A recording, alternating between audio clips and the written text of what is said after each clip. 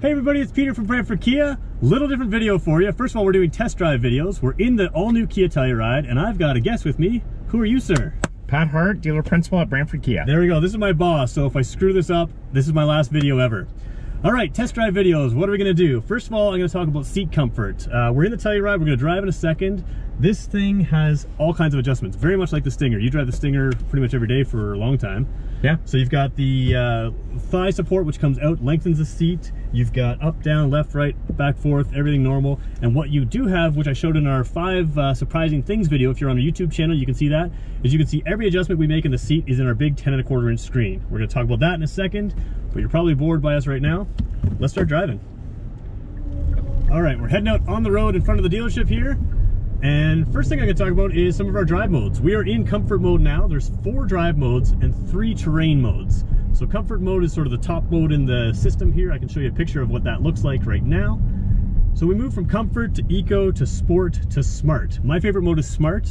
You've had that in the Stinger for a while. It just kind of adapts between eco, sport, depending on how you drive, it adapts for you. If anyone's curious, my favorite mode is sport. Yes, you pretty much always drive in sport now. Yeah, it gives you the most power. Now, having said that, Kia had to go back and restate their fuel mileage on the Stinger because everyone was driving in sport, and so they have to rate the car based on what the most common used setting is. Yeah, so that's a new thing for us. We used to have, we used to say, you know, you could drive in eco mode, and that's not what they tested in, but now the Stinger, for instance, is going to be driven in sport. I would assume this one would be rated in comfort. I would think that's where people drive this car, but we'll have to sort of see. All right, couple little features I want to talk about. I've got somebody in my blind spot right now, so if I was to signal, the car will beep for me.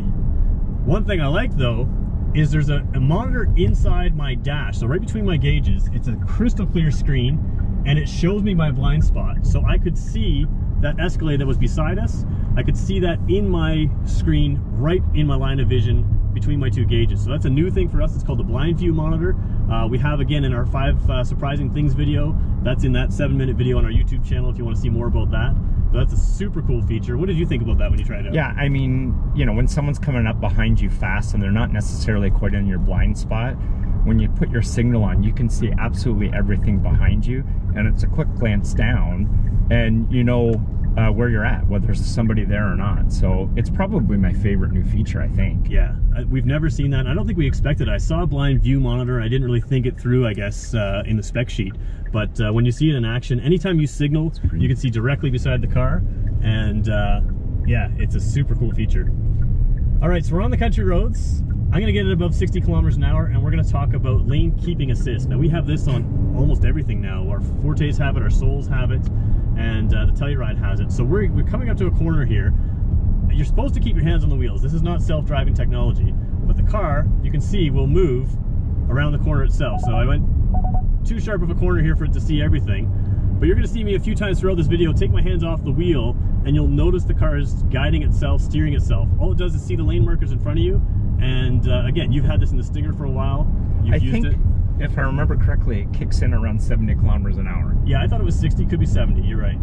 So when you went around that one corner, I think you slowed down and it turned off. Yeah. But basically, this is fairly aggressive. It's going to try and keep you in the middle of the lane, even if you're going through an S-bend. So, but you're technically supposed to keep your hands on the wheel. Yeah, it'll warn you if you keep your hands off the wheel too long. But the thing I like is you feel it moving within your hand. So when you're touching the screen, when you're looking at your passenger, looking at the camera, when you're typing, you can feel it keep you centered, and it's going to keep you safer. And I think it's a super system. And it's great for a long drive. Yeah, that's what I think. I do road trips all the time. That's where I would use it the most.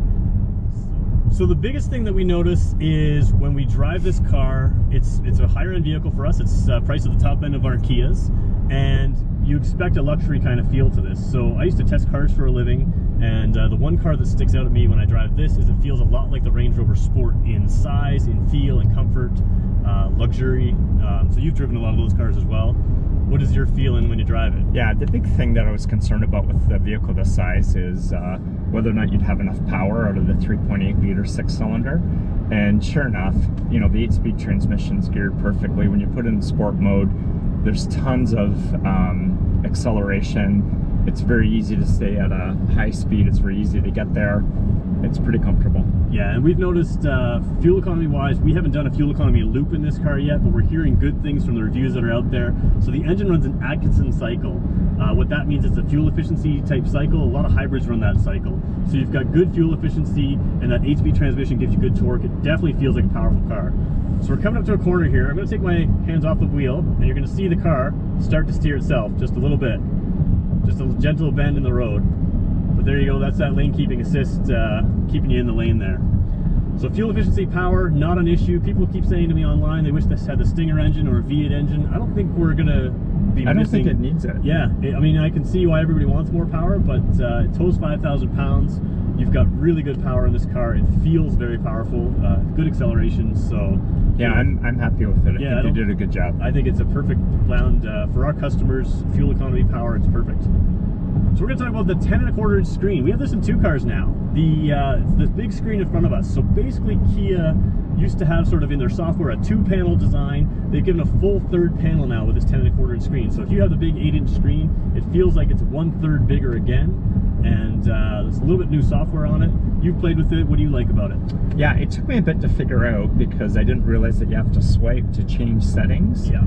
Just like an iPad or a tablet. And but now you've got nav in one screen, you've got your radio in the middle, and then we've got like our Doppler radar on the 3rd screen. Yeah, and you can pre-program some of the buttons to automatic, like if we wanted to put on the rear intercom or something like that. Yeah, the rear intercom works really well. So there's 2 modes in this with the audio system. One is a rear intercom system. So you got 3rd row passengers way in the back right there.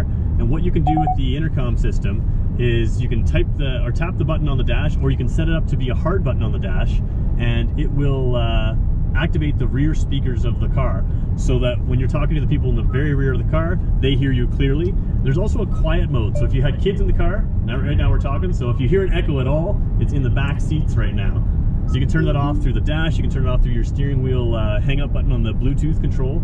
And then the other button is if you have kids in the back, there's a quiet mode which moves all the speakers that are playing sound to the front and doesn't allow them to go above number 7 on the audio volume. And that allows your kids in the back to have some quiet time. So I always thought, you know, if your kids are sleeping, but I thought, you know, kids your age, your kids are a little bit older, maybe they're listening to their iPods or something with headphones in or something. You don't want your music drowning out their music. You could put your music on the car speaker so you can hear that, and they can have their own quiet space back there.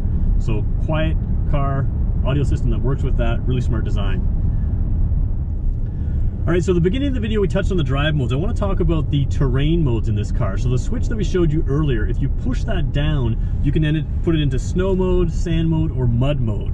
So for instance, something like snow mode will give you 80% of the torque to the front wheels and move it back to 50-50 as it has traction. So you're not going to fishtail out and lose control. There's a lot of different things that they can do with the computers in this car to give you those snow modes, mud modes. So we've got in mud mode now, it's holding the revs. I got 3,000 RPM at 80 kilometers an hour. It dropped it right down. I should mention actually when we're talking about transmission, the shifts in this car are lightning quick. It drops revs very quickly, but also very smoothly.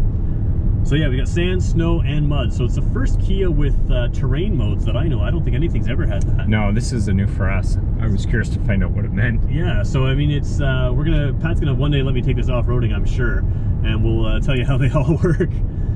All right, so the reason we do these videos, let's talk about that for a second, because you're kind of you hired me 3.5 years ago, and kind of on a whim, and you let me do some videos. And first of all, I want to talk about the reason we do it. We are the place to buy these cars. You actually kind of broke a rule for us way back when. You are the one that took a video that allowed us to break world news that said that this was going to go from concept car to production. So we were the first people to announce that before the media found out. And ever since then, you've never been allowed to take a phone into any of those meetings again. But we've been following this car for a long time. We've been committed to that with our videos.